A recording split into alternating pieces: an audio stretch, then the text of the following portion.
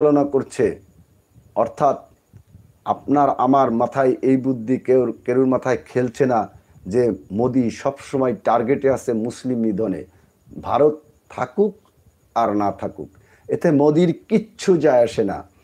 Israel বসতি এসে ওই ত্রিপুরা, নাগাল্যান্ড, ওই মেঘালয়, ওই আপনার মিজোরামে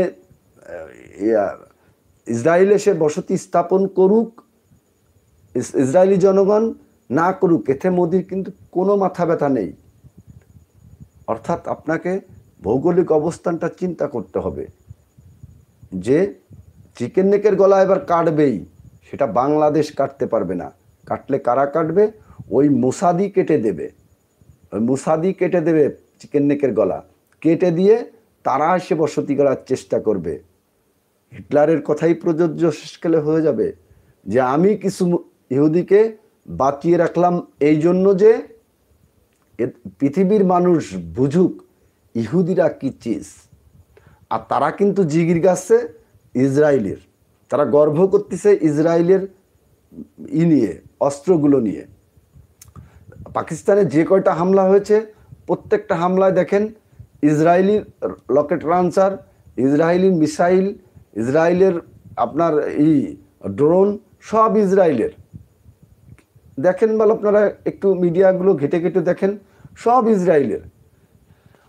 আর ইসরায়েল চাইছে যে এইভাবে যুদ্ধ করতে করতে এই দুটো দেশ শেষ হয়ে যাক।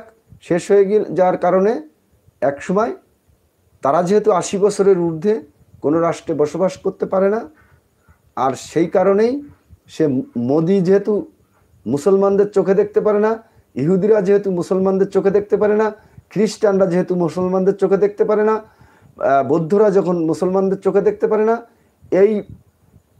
এই ট্রাম্পকে কাজে লাগিয়ে, মুসাদকে কাজে লাগিয়ে নেতানিয়াহু আর মোদি এই যজ্ঞ চালিয়ে যাচ্ছে।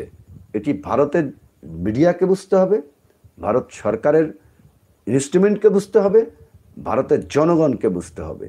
এবং এই মুহূর্তে বাংলাদেশের মানুষের উচিত হবে কারুর পক্ষে কোনো কথা না বলা। সবাই ভালো থাকবেন। আগামী ভিডিও দেখার জন্য সকলকে আন্তরিকভাবে অগ্রিমভাবে জানিয়ে রাখি, আমি প্রতিদিনই এখন থেকে ইউটিউবে, আমি এতদিন ফেসবুক লাইভে আসতাম, এখন থেকে ইউটিউব লাইভে আসব এবং আমার ভিডিওগুলো দেখুন। যদি মিথ্যা হয় আমাকে কমেন্টে জানিয়ে দিন। আমি কখনো মিথ্যা বক্তব্য দেই না। আমার লাইভে আমি বলে যাই পৃথিবীতে, আমি সবসময় বলি আজকে যা 15 দিন পর যা ঘটবে আমি আজকে লাইভে সেটা বলে যাব। আমি এবার লাইভে বলে গেলাম এই মিশন কিন্তু মুসলিম নিধনের মিশন। আপনারা মনে রাখবেন এটা মোদির একটি চাল মাত্র। তাই বাংলাদেশের মানুষ একত্রিত হন। এখানে আওয়ামী লীগ, বিএনপি, জাতীয় পার্টি, জামাত ইসলাম, ওয়ার্কার্স পার্টি বা আদার্স কোনো দলকে আমি মিন করে বলছি না। দেশটা আমার।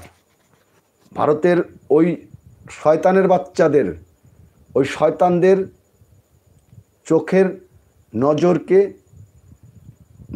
ওদের শকুনের চোখ পড়েছে বাংলাদেশের উপর, সেই শকুনের চোখ যাতে আল্লাহ উপড়ে ফেলে এর জন্য দোয়া করেন।